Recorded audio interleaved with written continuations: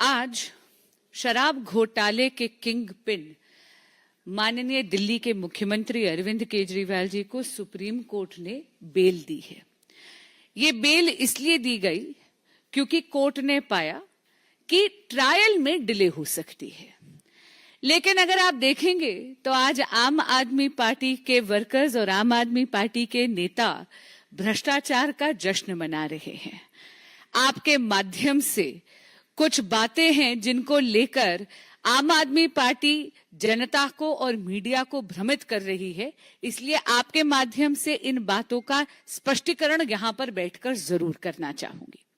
सबसे पहले, अगर आप सुप्रीम कोर्ट का ऑर्डर देखेंगे तो आप ये पाएंगे कि एक बार फिर honourable Supreme Court of India ने ये पाया है कि माननीय मुख्यमंत्री अरविंद केजरीवाल जी की अरेस्ट लीगल है, यानी वैध है। आपको ध्यान होगा अरविंद केजरीवाल जी ने जो अर्जी लगाई थी ऑनरेबल सुप्रीम कोर्ट के सामने, उसमें दो मांगे थी। पहली ये कि उनकी अरेस्ट लीगल है या इलीगल है, इस पे एडजुडिकेट हो। दूसरी मांग उनकी थी बेल की।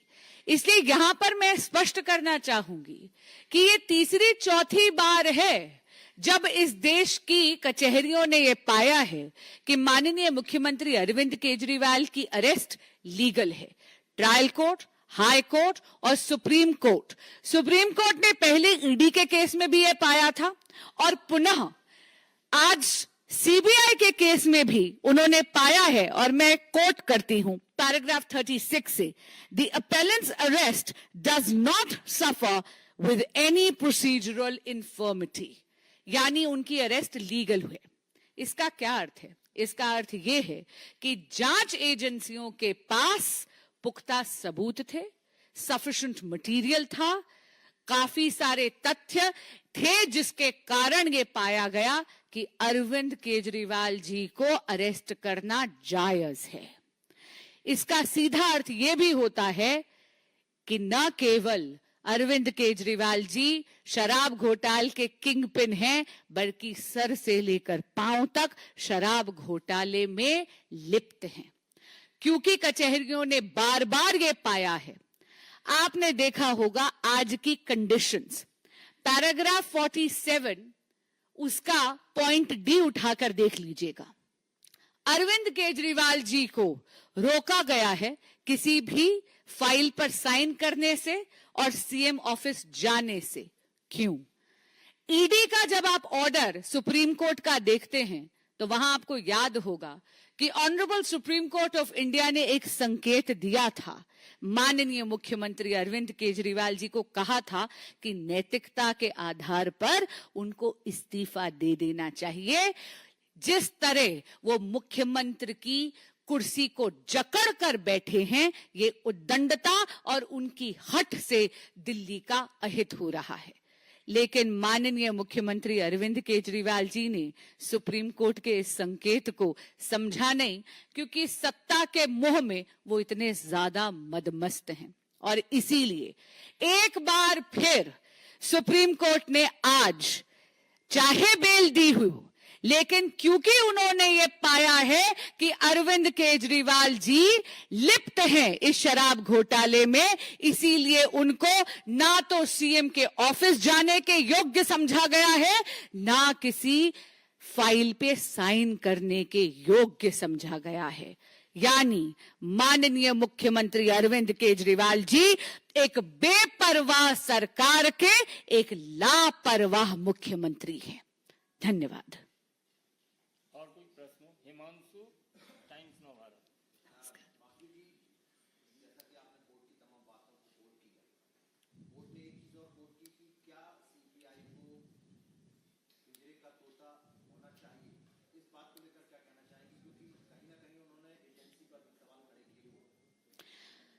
इस सवाल का जवाब आपको सीबीआई और एजेंसीज से पूछना चाहिए। इतना जरूर कहूंगी कि ये जो व्यू दूसरे जज का था, उस पर मैं किसी प्रकार की टिप्पणी नहीं दे सकती। हां, इतना जरूर कहूंगी कि जो फाइनल ऑर्डर आया है उसमें ईडी का जो पहले ऑर्डर था उसको बेस बनाया गया और इन दोनों, चाहे सीबीआई वाला आज ऑर्डर हो, चाहे पहले 10 मई का ऑर्डर जो ऑनरेबल सुप्रीम कोर्ट ने पारित करा है, दोनों ही ऑर्डर्स में बहुत कैटेगोरिक फाइंडिंग है कि माननीय मुख्यमंत्री अरविंद केजरीवाल जी की अरेस्ट लीगल है, इन्वेस्टिगेटिंग एजेंसीज के पास सफिशिएंट मटेरियल है, तभी ये अरेस्ट लीगल मानी गई है। और इसके चलते माननीय मुख्यमंत्री अरविंद केजरीवाल जी को इस योग्य नहीं समझा गया है कि या तो वो सीएम ऑफिस जाएं या वो किसी भी प्रकार की फाइल पे साइन करे, क्योंकि वो सर से पांव तक शराब घोटाले के भ्रष्टाचार में डूबे हुए हैं। धन्यवाद। Aishwarya Paliwal, India today.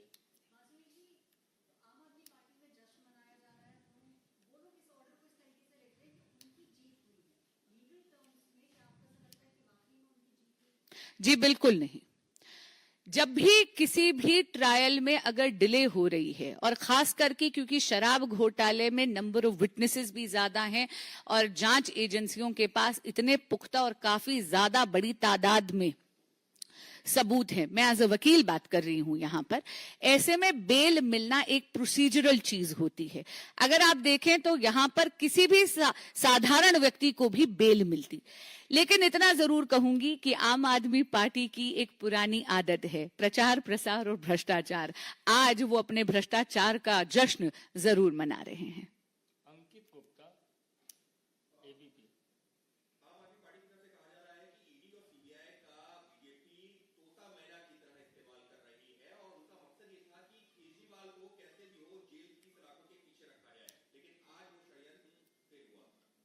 आम आदमी पार्टी की एक बड़ी पुरानी आदत है, वो जो उनका मन चाहते हैं वैसा अजीब सा दुराभासी बयान जरूर देते हैं। मैं ये उनको याद कराना चाहूंगी कि ईडी और सीबीआई इंडिपेंडेंट इन्वेस्टिगेटिंग एजेंसीज हैं जो केवल अपना काम कर रहे हैं। जब भी आम आदमी पार्टी ऐसा बयान देती है तो अपनी पुरानी आदत दोहराती है, एक तो चोरी और फिर सीना जोरी। एक चीज मैं उनसे जरूर पूछना चाहूंगी, क्या उनका इस देश की न्याय प्रणाली पर विश्वास नहीं है? अगर है तो उनको कभी भूलना नहीं चाहिए कि ट्रायल कोर्ट हो, हाई कोर्ट हो या फिर ऑनरेबल सुप्रीम कोर्ट हो, ये आज दूसरी बार honourable Supreme Court of India ने ये कहा है कि माननीय मुख्यमंत्री अरविंद केजरीवाल जी की अरेस्ट लीगल है, इन्वेस्टिगेटिंग एजेंसीज के पास सफिशिएंट मटेरियल होता है, तभी कोर्ट कचहरी ये ऑर्डर करती है कि आपकी अरेस्ट जायज है, वैध है। और इसका अर्थ ये है कि माननीय मुख्यमंत्री अरविंद केजरीवाल जी इस स्कैम में सर से पांव तक डूबे हुए हैं। अंबुज पांडे, पीटीआई। केजरीवाल जी को जमानत मिली है, तमाम विपक्ष के नेता जो हैं इस कोर्ट के इस फैसले को वेलकम भी कर रहे हैं और इसी बहाने बीजेपी को टारगेट लगातार किया जा रहा है। वही आरोप की सीबीआई, ईडी और एजेंसीज का दुरुपयोग बीजेपी करती रही। तो इस चीज में जो है पूरे अपोजिशन की यूनिटी नजर आ रही है, इसको कैसे देखते हैं? चोर चोर मौसेरे भाई। और इतना मैं आपको जरूर कहूंगी, इंडी अलायंस की ये पुरानी आदत है, वो भ्रष्टाचारी और बलात्कारी दोनों लोगों को बचाने का पूरा पूरा प्रयास करते हैं।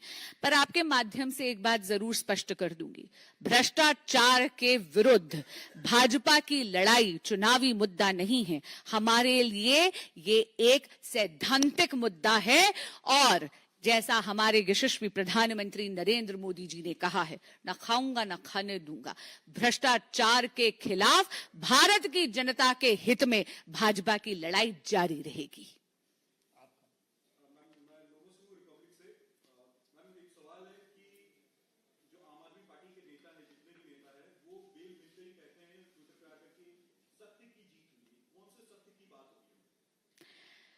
देखिए ऐसा है, आज शराब घोटाले के किंग पिन माननीय मुख्यमंत्री अरविंद केजरीवाल जी को बेल दी गई है as a matter of procedure, और वो भी इसलिए क्योंकि ट्रायल में डिले हो रहा था। आम आदमी पार्टी जब सत्यमेव जयते लिखती है ट्विटर पे तो ये बहुत दुर्भाग्यपूर्ण बात है। मैं खुद एक वकील हूं, सत्यमेव जयते का मेरे लिए बहुत ज्यादा मायना है। सत्यमेव जयते का इस तरह मखौल उनको नहीं उड़ाना चाहिए। वो शायद भूल रहे हैं, जैसे मैंने कहा, paragraph 36 of the order passed today by the Honorable Supreme Court of India says कि माननीय मुख्यमंत्री अरविंद केजरीवाल जी की अरेस्ट लीगल है। ये तीसरी या चौथी बार इस देश की कचहरियों ने पाया है कि इन्वेस्टिगेटिंग एजेंसीज के पास इतने पुख्ता सबूत हैं कि वाकई में अरविंद केजरीवाल जी शराब घोटाले में किंग पिन हैं और इसीलिए उनकी अरेस्ट को लीगल पाते हुए उन्हें इस योग्य नहीं समझा गया कि वो मुख्यमंत्री का कार्यभार संभाल सके। ना उनको मुख्यमंत्री के कार्यालय जाने की अनुमति है, ना उन्हें किसी फाइल पे साइन करने की अनुमति है। तो बताइए किस प्रकार का सत्यमेव जयते। विनीत टीवी 18। मैम, आप लोग एलजी के पास गई थी क्योंकि अरविंद केजरीवाल जेल में थे और काम नहीं कर पा रहे थे।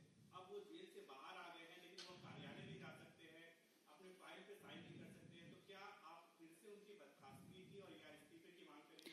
हम माननीय उपराज्यपाल जी के पास इसलिए नहीं गए थे क्योंकि माननीय मुख्यमंत्री अरविंद केजरीवाल जी जेल में थे और इसलिए काम नहीं कर पा रहे थे। हम माननीय उपराज्यपाल जी के पास इसलिए गए थे क्योंकि यहाँ पर 1 दशक से माननीय मुख्यमंत्री अरविंद केजरीवाल जी मुख्यमंत्री पद पर आसीन हैं और 177 दिन ही वो जेल में थे। उससे पहले तो वो आजाद घूम रहे थे, लेकिन दिल्ली में उन्होंने कोई काम नहीं करा। आप यहाँ पर देख लीजिए, जरा सी बारिश हो जाती है तो दिल्ली जल भराव के कारण डूब जाती है, गर्मी आती है तो दिल्ली बूंद बूंद के लिए तरसती है। अभी आगे सर्दी आएगी तो दिल्ली फिर प्रदूषण में लिप्त हो जाएगी। 1 दशक से यहाँ पर शासन भोगा पर दिल्ली की जनता के लिए कोई काम नहीं करा। पूरा का पूरा दिल्ली का इंफ्रास्ट्रक्चर जर्जरा रहा है माननीय मुख्यमंत्री अरविंद केजरीवाल जी की भ्रष्ट सरकार के कारण। इसलिए जाकर हम 7 एमपीज को दरखास्त करनी पड़ी थी माननीय उपराज्यपाल जी को।